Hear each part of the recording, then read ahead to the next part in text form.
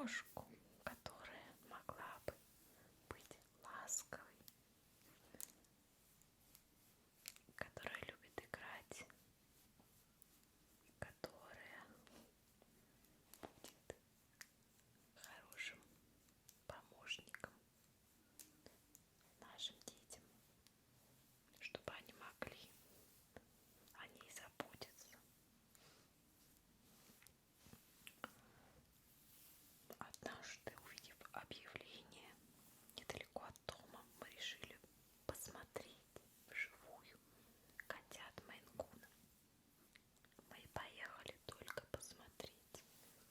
Нам обещали показать 2 котят 4 месяцев, потому что раньше, чем 4 месяца, заводчик сказала, не отдает котят.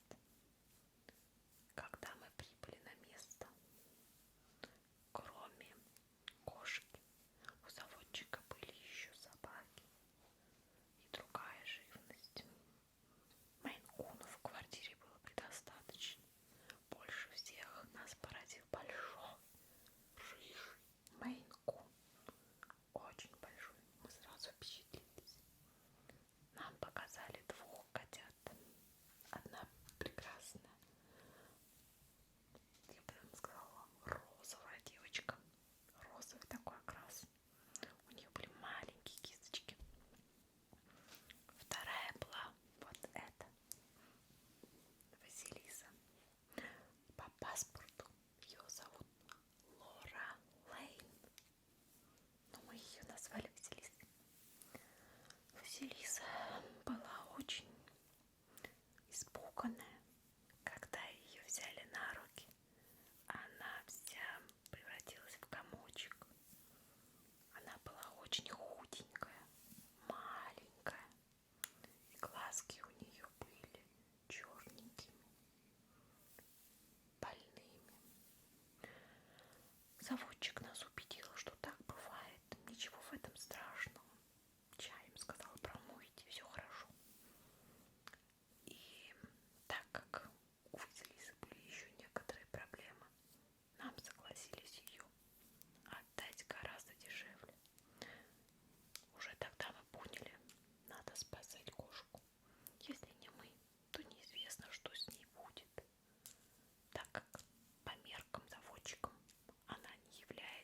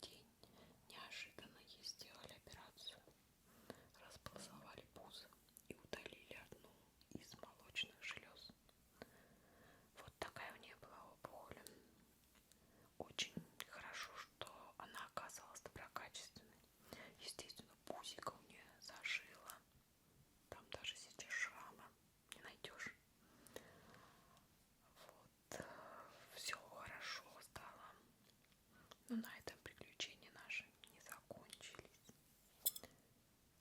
Ее постоянно беспокоит выделение из глаз.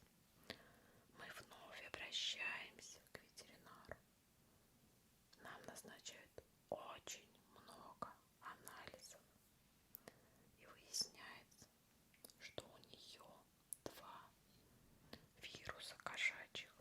Они не заразны для людей, но для кошки они очень плохо. Один из них может привести к летальному исходу. Второй как раз таки приводит к тому, что кошка чихает, и у нее гноятся глаза. Поэтому у нас постоянная профилактика этого и поднятие иммунитета. Еще каждые полгода кошку надо обязательно лечить от паразитов независимости. Кажется, вам есть они или нет.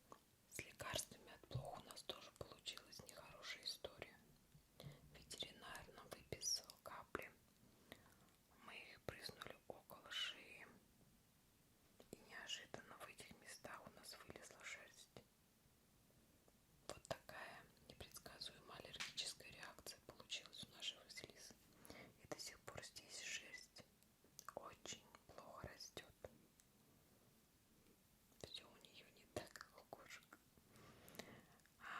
Так как у нее есть коронавирус, ее пищеварительная система работает плохо. Она набирает в весе тоже плохо. Поэтому она такая худенькая и почти в 3 года весит 6 килограмм. По поводу корма. Корм у нас влажный. В основном это роял канин. Как видите, она его любит. По крайней мере, обнюхивает. Да-да, твой любимый корм, Вась, да. Да. И есть также сухой корм, который у нее всегда насыпан в мисочке. Кошкам